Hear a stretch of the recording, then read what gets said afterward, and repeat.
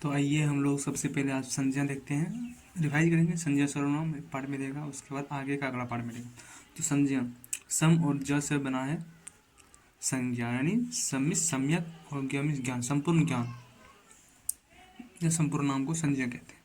किसी व्यक्ति, वस्तु, स्थान, प्राणी, भाव, अवस्था आदि के नामों को संज्ञा कहा जाता है, जैसे नदी, पहाड़, देवता, पशु, राम, पुस्तक, पानी, सुख आदि। व्युत्पत्ति के आधार पर संज्ञा के कितने भेद हैं? 3 भेद हैं। कौन कौन? व्यक्तिवाचक संज्ञा, जातिवाचक संज्ञा और भाववाचक संज्ञा। किंतु अर्थ के आधार पर संज्ञा कितने भेद हैं? 5 भेद हैं। व्यक्तिवाचक संज्ञा, जातिवाचक संज्ञा, जातिवाचक के 2 भेद होगी, समूहवाचक और द्रव्यवाचक और भाववाचक। तो कितने भेद होंगे संज्ञा के? 5 भेद। व्यक्तिवाचक, जातिवाचक संज्ञा, समूहवाचक संज्ञा, द्रव्यवाचक संज्ञा और भाववाचक संज्ञा। तो व्यक्तिवाचक संज्ञा किसे कहते हैं? जब एक ही व्यक्ति, वस्तु, स्थान आदि का बोध हो, जैसे राम, गंगा, काशी, हिमालय, ताजमहल आदि। व्यक्तिगत जीवन नाम जैसे राम, श्याम, नीलू, गंगा, यमुना, भारत, चीन, जापान, रामायण, महाभारत, गोदान आदि। व्यक्तिवाचक संज्ञा का प्रयोग सदैव आदरार्थक को छोड़कर एक वचन में ही होता है। जब व्यक्तिवाचक संज्ञा का प्रयोग बहुवचन में किया जाता है तब व्यक्तिवाचक संज्ञा ही जातिवाचक संज्ञा बन जाती है। जैसे इस संसार में रावणों की कमी नहीं है, रावण जो है वो व्यक्तिवाचक संज्ञा है। जैसे रावण जो है वो व्यक्तिवाचक संज्ञा है, किंतु यहाँ पर जो है संसार में रावणों की कमी नहीं है, तो वह बहुवचन करते हैं। तो बहुवचन यानी कि रावण जो है जातिवाचक संज्ञा हो गया। यहाँ क्या क्या गया? व्यक्तिवाचक संज्ञा का प्रयोग सदैव जो है वो एक वचन में ही होगा, किंतु जब बहुवचन में किया जाता है तब व्यक्तिवाचक संज्ञा ही जातिवाचक संज्ञा बन जाती है। जैसे एक और उदाहरण हो जाएगा, कई संसार में विभीषणों की कमी नहीं है, तो विभीषण तो व्यक्तिवाचक संज्ञा, लेकिन विभीषणों की कमी नहीं तो वो जातिवाचक हो गया। तो व्यक्तिवाचक संज्ञा जो है वो अनित्य होती है, किंतु जातिवाचक संज्ञा नित्य होती है। जैसे उदाहरण राम, हिमालय, गाय, ये सब जो है अनित्य है, और मनुष्य, पर्वत, पशु जो है वो नित्य। अनित्य यानी कि जिसका कोई निश्चित ना हो, कभी भी नष्ट हो जाए। जैसे राम की मृत्यु हो सकती है, हिमालय की नष्ट हो सकता है, क्षरण हो सकता है, गाय की मृत्यु हो सकती है, किंतु जातिवाचक संज्ञा जो है वो कभी नष्ट नहीं होती। मनुष्य, पर्वत, पशु, मनुष्य जाति कभी खत्म नहीं हो सकती है, पर्वत एक पर्वत खत्म हो सकती है लेकिन पूरी पर्वत जाति खत्म नहीं हो सकती है, पशु पूरी पशु नहीं खत्म हो सकती है। कोई भी एक व्यक्ति या एक वस्तु नष्ट या खत्म हो सकती है, किंतु उसकी पूरी जाति नहीं खत्म हो सकती। जैसे राम की मृत्यु हो गया, किंतु राम की जाति मनुष्य था, तो मनुष्य जाति कभी भी खत्म नहीं होगी। व्यक्तिवाचक संज्ञा को बदला जा सकता है, किंतु जातिवाचक संज्ञा को नहीं। जैसे राम को मोहन बुला सकते हैं, किंतु मनुष्य को पहाड़ नहीं बुला सकते हैं। तो मतलब क्या हुआ कि व्यक्तिवाचक संज्ञा को हम बदल सकते हैं, कुछ भी, राम को मोहन, राधा को सीता बुला सकते हैं, लेकिन उसकी जाति को नहीं बदल सकते हैं, जातिवाचक संज्ञा को नहीं। जातिवाचक संज्ञा जिस संज्ञा शब्दों से एक ही प्रकार की वस्तु अथवा एक ही प्रकार की जाति का बोध, जैसे मनुष्य, नर, नारी, बालक, पशु, नदी, झरना, पर्वत, कुत्ता, विद्यार्थी, ये सब जातिवाचक संज्ञा है। और जैसे देख लो तुम घड़ी, मेज, पंखा, टेबल, पुस्तक, ग्रंथ, लड़का, लड़की, स्त्री, पुरुष, आदमी, औरत, ये सब पूरी जाति है। आचार्य, गुरु, शिक्षक, तो कोई एक शिक्षक नहीं, ये जाति है, शिक्षक जाति है। हाथ, पैर, जीभ, नाक, आम, पीपल, नीम, सागवान, ये सब जाति है। तो व्यक्तिवाचक संज्ञा का जातिवाचक संज्ञा के रूप में प्रयोग। जैसे व्यक्तिवाचक, इस संसार में रावणों की कमी नहीं थी, रावण को हम व्यक्तिवाचक है लेकिन इसका बहुवचन कर दिया, रावणों की कमी नहीं, तो ये जातिवाचक हो गया। रावणों की कमी नहीं हो तो ये जातिवाचक हो गया, बहुवचन हो गया तो ये जातिवाचक। देश में जयचंदों की कमी नहीं है, तो कौन? जयचंद एक था व्यक्तिवाचक, लेकिन जयचंदों बहुवचन कर देती है, जातिवाचक हो गया। देश के लिए जयचंद गद्दार था, तो जयचंद ये व्यक्तिवाचक है ना। समुद्रगुप्त को भारत का नेपोलियन कहा जाता है, तो ये तुलना हो रहा है ना, तुलना किया गया है, तो समुद्रगुप्त भारत का नेपोलियन कहा जाता है, ये जातिवाचक। नेपोलियन का प्रयोग जातिवाचक में हुआ। नोट में देख लो, अगर किसी प्राणी को अन्य प्राणी के साथ तुलना किया जाए तो वह व्यक्तिवाचक न होकर जातिवाचक हो जाता है। जैसे देख लो, अल्पांश पर्वत यूरोप का हिमालय है, यूरोप का हिमालय है, तो हिमालय तो यहाँ है, लेकिन तुलना कर दिया अल्पांश से तो जातिवाचक हिमालय हो गया। जातिवाचक से व्यक्तिवाचक संज्ञा का निर्माण, जैसे पंडित जाति है, सरदार जाति है, तो पंडित के परिप्रेक्ष्य में देखते हैं। पंडित भारत के प्रथम प्रधानमंत्री थे, तो पंडित कौन? पूरी पंडित जाति प्रधानमंत्री थे नहीं, तो पंडित भारत के प्रधानमंत्री थे, इसका मतलब हो गया कि पंडित जवाहरलाल नेहरू भारत के प्रथम प्रधानमंत्री थे, तो व्यक्तिवाचक हो गया ना पंडित। सरदार भारत का एकीकरण, सरदार के परिप्रेक्ष्य में भारत का एकीकरण सरदार ने किया, सरदार ये क्या हो गया? ये व्यक्तिवाचक संज्ञा है। तो सरदार किसके बारे में बोल रहे हैं? व्यक्तिवाचक संज्ञा, ना कि पूरे सरदार जाति ने एकीकरण किया। द्रव्यवाचक संज्ञा, जिन संज्ञा शब्द से किसी पदार्थ या वस्तु की माप तोल का बोध हो वो द्रव्यवाचक। इसे माप सकते हैं किंतु गिन नहीं सकते हैं। सभी खाद्य सामग्री जिससे हमारा शरीर पोषित होता है वह सभी द्रव्यवाचक हैं। ये संज्ञा ठोस ये सब हो गया। धातु एवं खनिज एवं सोना, जैसे उदाहरण देख लो इसका द्रव्यवाचक का, सोना चांदी पीतल तांबा आदि। घी तेल दूध पानी गेहूँ चावल सब्जी, ये सब। जैसे पानी की संज्ञा का उदाहरण व्यक्तिवाचक जातिवाचक भाववाचक या गणनावाचक। तो पानी जो है वो द्रव्यवाचक का उदाहरण है। तो द्रव्यवाचक का तो ऑप्शन है ही नहीं, तो क्या करेंगे, जातिवाचक। जातिवाचक का ही एक उपभेद है तो द्रव्यवाचक। अब जैसे इसमें पानी किस संज्ञा का उदाहरण है, व्यक्तिवाचक जातिवाचक द्रव्यवाचक भाववाचक, तो द्रव्यवाचक दिया हुआ है द्रव्यवाचक। समूहवाचक संज्ञा, जिन संज्ञा पदों से वस्तुओं के प्राणियों के समूह का बोध हो, जिन संज्ञा पदों से वस्तुओं के प्राणियों के समूह का बोध हो तो समूहवाचक। जैसे दल समूह सेना पुलिस परिवार संघ सभा मंडली लोकसभा संसद दरबार भीड़ आदि। जानवरों के समूह झुंड, जानवरों के समूह को झुंड या टोली कहते हैं। वस्तुओं के समूह को गुच्छा पुंज ढेर श्रृंखला दर्जन आदि कहते हैं। भाववाचक संज्ञा, जिस संज्ञा पर से किसी वस्तु अथवा पदार्थ में पाए जाने वाले किसी धर्म गुण भाव विचार स्वभाव दोष दशा चेष्टा व्यापार अथवा क्रियापन का बोध हो। जैसे मित्रता सुंदरता बचपन चमक भलाई चिकनाहट बुराई मिठास समझ आदि।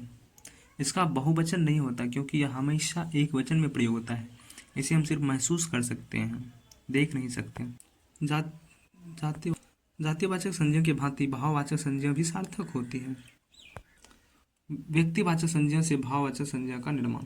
भाववाचक संज्ञा का निर्माण व्यक्तिवाचक, राम राम से रामत्व बनेगा, कृष्ण से कृष्णत्व बनेगा, रावण से रावणत्व बनेगा, ईश्वर से ऐश्वर्य बनेगा, शिव से शिवत्व बनेगा, कंस से कंसत्व बनेगा। जातिवाचक संज्ञा से भाववाचक संज्ञा का निर्माण करते हैं। शिशु मिता प्रत्यय जोड़ते हैं, शिशुता या शेषम। साधुत्व प्रत्यय जोड़ते हैं, साधुत्व। गुरु में आई प्रत्यय गुरुत्व या गुरुता। पंडित से पंडिताई या पंडित्य बनेगा। ब्राह्मण से मित्व प्रत्यय जोड़ देंगे, ब्राह्मणत्व बनेगा। पशु मित्व ता जोड़ेंगे, पशुत्व या पशुता बनेगा। किसान से किसानी बनेगा। युवा से यौवन बनेगा। डाकू से डकैती बनेगा। आदमी से आदमीता बनेगा। मनुष्य से मनुष्यता बनेगा। शिक्षक से शिक्षत्व बनेगा। स्त्री से स्त्रीत्व बनेगा। मित्र से मित्रता बनेगा। चिकित्सक से चिकित्सा बनेगा। सर्वनाम से भाववाचक का निर्माण। सर्वनाम मम मित्वा प्रत्यय जोड़ेंगे, ममत्व। मेरा से मेरापन बनेगा। तेरा से तेरापन बनेगा। स्व से स्वत्व बनेगा। अहम से अहंकार बनेगा। आत्मन से आत्मीयता बनेगा। अपना से अपनत्व बनेगा। पराय से परायपन बनेगा। निज से निजत्व बनेगा, निजता बनेगा। अब सबसे बड़ी बात विशेषण और भाववाचक का निर्माण।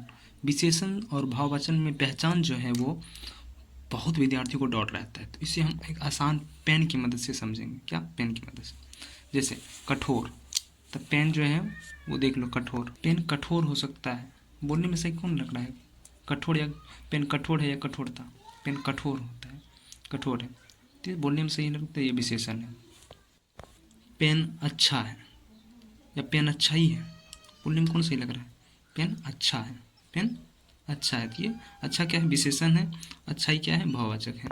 तो जैसे पेन सुंदर है, पेन सुंदर है, तो पेन की क्या बता रहा है? विशेषता। पेन सुंदर है कि पेन भी सुंदरता है? विशेषण नहीं ना, ये भाववाचक हो गया। जैसे वो लड़की सुंदर है, तो सुंदर क्या बता रहा है?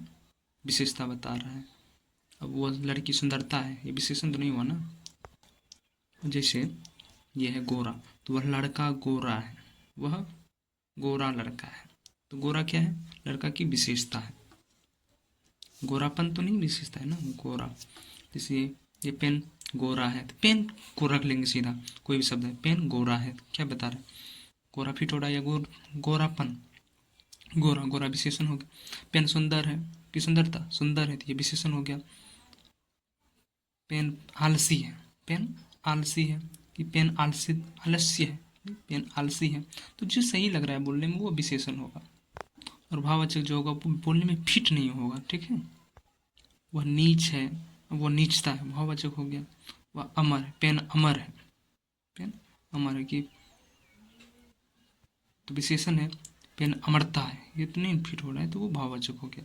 जैसे वह आदमी अमर है, आदमी की क्या बता रहा है? विशेषता, तो अमर है। सर्वनाम को देखते हैं।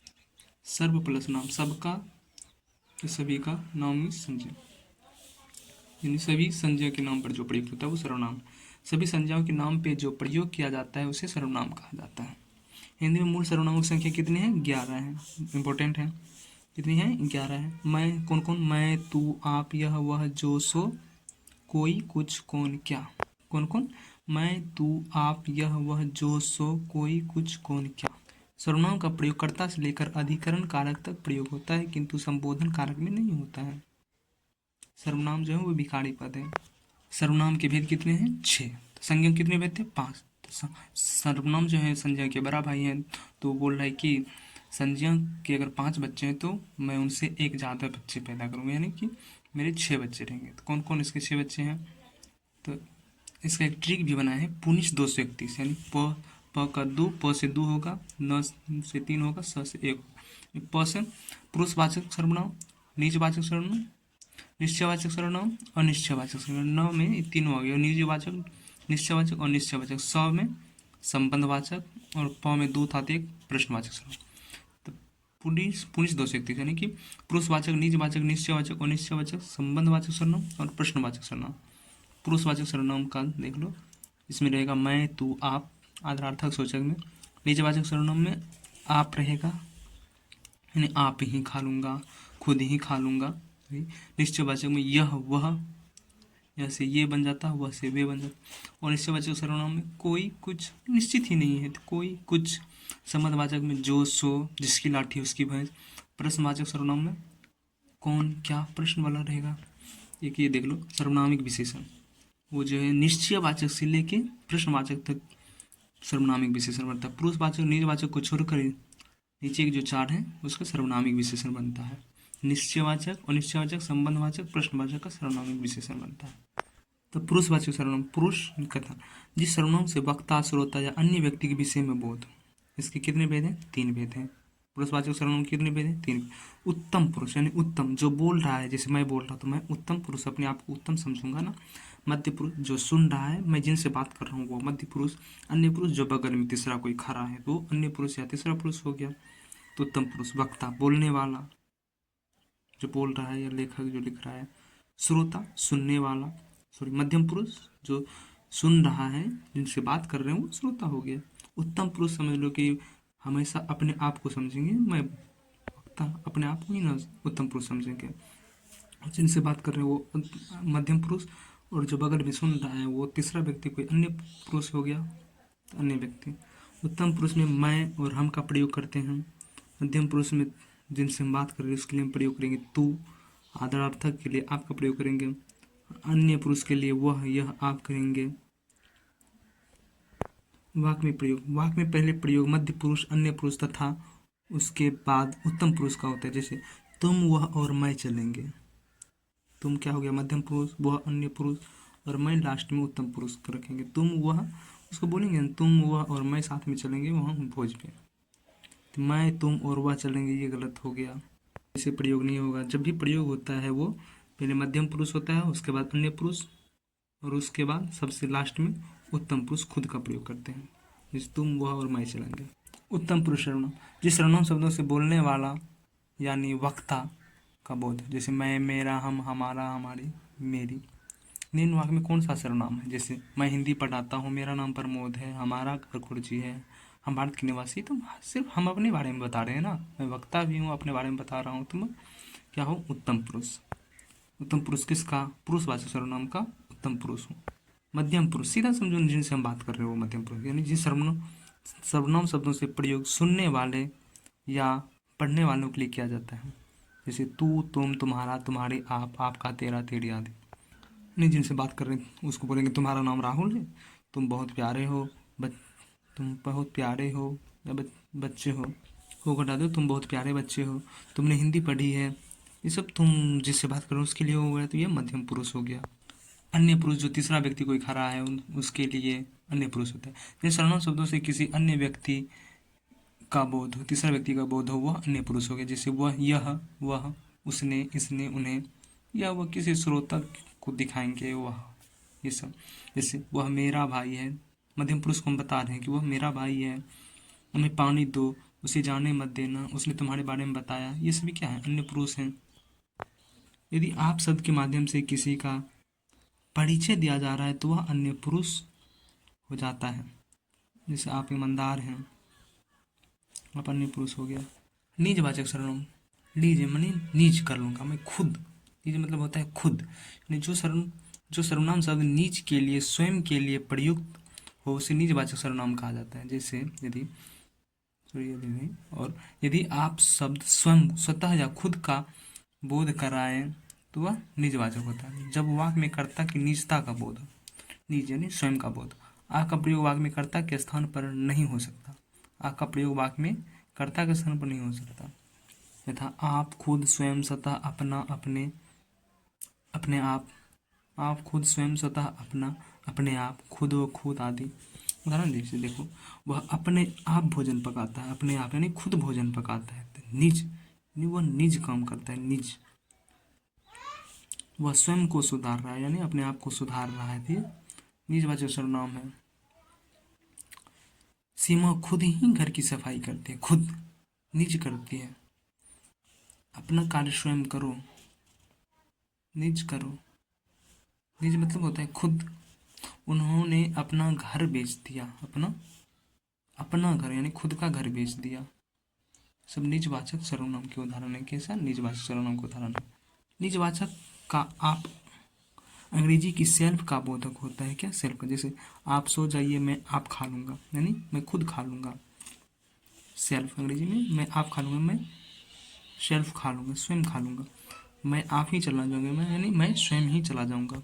निश्चयवाचक सर्वनाम, तो निश्चयवाचक सर्वनाम में यह वह, यह का ये हो गया, वह का वह हो गया, यानी जिन सर्वनाम शब्दों से वक्ता के दूर या समीप की वस्तु, व्यक्ति, प्राणी अथवा घटना की निश्चितता का बोध हो।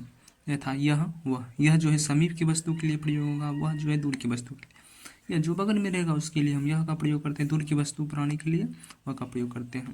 जैसे अन्य नाम, इसका क्या है, अन्य नाम निश्चयवाचक सर्वनाम के निर्देशवाचक और संकेतवाचक सर्वनाम। अन्य नाम संकेतवाचक यानी इशारा के माध्यम से इसको कह सकते हैं। जैसे यह घर मेरा है, यह निश्चितता की बोध हो रहा है ना, यह घर दिखा के हम उसको बोल रहे हैं यह घर मेरा। वह तुम्हारा कुत्ता है, वह दिखा के उसको बोल रहे हैं, संकेत कर रहे हैं वह तुम्हारा कुत्ता है। उसे मत मारो, संकेत कर रहे हैं। ये सब निश्चयवाचक सर्वनाम है। कैसा है निश्चयवाचक सर्वनाम, उसे मत मारो। निश्चयवाचक सर्वनाम किसी निश्चित व्यक्ति अथवा वस्तु की ओर संकेत करने का काम करता है, इसलिए इसे संकेतवाचक सर्वनाम भी कहा जाता है।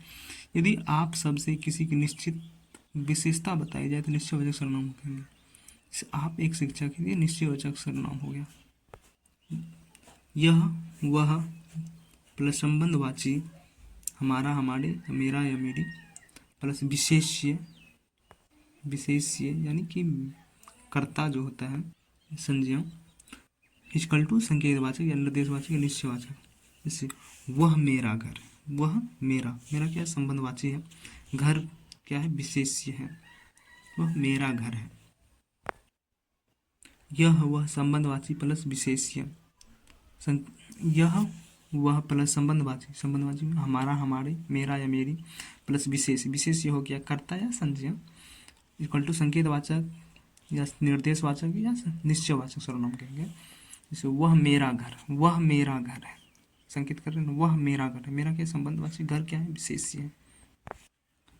वह हमारा खेत, वह हमारा खेत है, संकेत कर रहे हैं ना। वे हमारे छात्र हैं, दिखा के उसको बोले संकेत करके वे हमारे छात्र हैं। यह हमारा घर है, तो हमारा, हमारे, हमारे ये सब संबंधवाची हो गया, ये सब क्या हो गया विशेष हो गया। 19 सर्वनाम, जिन सर्वनाम शब्दों से किसी अन्य वस्तु, प्राणी अथवा घटना की अनिश्चितता का बोध हो, अनिश्चितता का बोध हो तो वो अनिश्चयवाचक सर्वनाम हो। कोई, कुछ, किसी, यानी निश्चित ही पता नहीं चल रहा है कि हम जो कोई का प्रयोग करेंगे प्राणी के लिए, कुछ का प्रयोग करेंगे निर्जीव या छोटे मोटे कीड़े मकोड़े के लिए कुछ का प्रयोग करेंगे। जैसे दीवार पर कोई बैठा है, तो कोई बैठा है तो कोई सजीव बैठा है यानी कोई लड़का बैठा होगा। दाल में कुछ गिरा है, अब अगर बोल दी दाल में कोई गिरा है तो क्या कोई लड़का गिरा है, कोई आदमी गिरा है क्या, कोई कंकर होगा या कोई कीड़े मकोड़े होंगे। तो दाल में कुछ गिरा है। अब किसी से पुस्तक ले लो, कोई बुला रहा है, कोई बुला रहा है तो कोई आदमी बुला रहा होगा, कोई बुला रहा है। तो अब बोल दे कुछ बुला रहा है, तो कुछ क्या बुला रहा है, कोई कीड़े बुला सकते हैं क्या, नहीं ना। कोई कंकड़ बुला सकता है नहीं ना। उसे कुछ दे दो, यानी कुछ दे दो, क्या दे दो, चावल दे दो या आटा दे दो। अगर हम बोल दें कि उसे कोई दे दो, तो क्या कोई आदमी दे दे, नहीं ना। जैसे एक दरवाजे में कोई है, तो कोई है क्या मतलब क्या, कोई ना कोई आदमी है। अगर बोले दरवाजे में कुछ है, तो कुछ कीड़े मकोड़े हैं। संबंधवाची सर्वनाम, जिन शब्दों से किन्हीं दो व्यक्ति या वस्तुओं के पारस्परिक संबंध सूचना प्राप्त, जो सो, जैसा वैसा, जब जब, जितना उतना, जिसकी उसकी, यद्यपि तथापि, जिसे वही, जिसने उसने आदि। लोकोक्ति मुहावरे संबंधवाची सर्वनाम में ही आते हैं। उदाहरण देख लेते हैं। जिसकी लाठी उसकी भैंस, जैसी करनी वैसी भरनी, जो करेगा सो भरेगा, इसका संबंध है ना। जो सोता है सो खोता, जो बोले सो निहाल। अब प्रश्नवाचक सर्वनाम, प्रश्नवाचक सर्वनाम कौन क्या, कौन का प्रयोग हम करेंगे, प्राणी के लिए क्या का प्रयोग करेंगे, निर्जीव या छोटे कीड़े मकोड़े के लिए। इस जिन सर्वनाम शब्दों के द्वारा किसी व्यक्ति, वस्तु, घटना या व्यापार के बारे में प्रश्न का बोध, कौन, किसे, किसने, क्या। उदाहरण देख लेते हैं। दीवार पर कौन बैठा है, तो कौन, कौन का प्रयोग प्राणी के लिए, तो कोई बैठा है, बंदर बैठा होगा, आदमी बैठा होगा। आप क्या कर रहे हैं, आप क्या कर रहे हैं, तो कोई काम कर रहा होगा, इसके लिए क्या का प्रयोग। आप लोग खाने में क्या लेंगे, खाने में क्या लेंगे, तो कोई चावल सब्जी ये लेंगे। अब अगर बोल दें आप लोग खाने में कौन लेंगे, हैं, कौन लेंगे का मतलब कोई आदमी खाएगा का जी। तुम्हें हिंदी कौन पढ़ाता, तो कोई आदमी पढ़ाता होगा ना, इसलिए कौन का प्रयोग किया। कल आपने कौन सी साड़ी पहनी थी, मैं तुम्हारे लिए क्या क्या नहीं किया, कौन जाने कल क्या होगा। अरे आज मुझे किसने लूट लिया। नोट में है कौन और क्या का प्रयोग।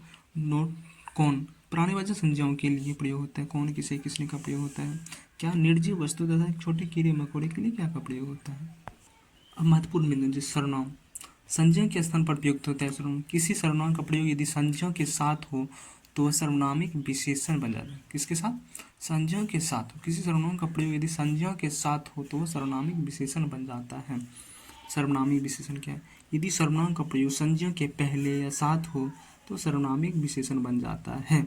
सूत्र, सर्वनाम प्लस संज्ञा इक्वल टू सर्वनामिक विशेषण। सर्वनाम के साथ संज्ञा का प्रयोग तो सर्वनामिक विशेषण।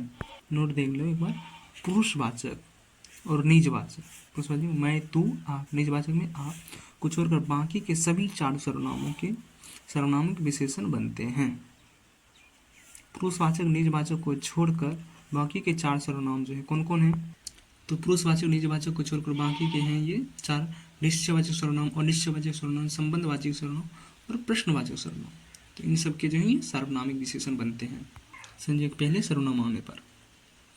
मैं, तू, आप, मैं, तू और आप पुरुषवाचक तथा निजवाचक के साथ संज्ञा आने पर सर्वनामिक विशेषण नहीं बनता, किंतु आप लोग आने पर बन जाता है, किंतु आप लोग आने पर बन जाता है। उदाहरण देख लेते हैं हम।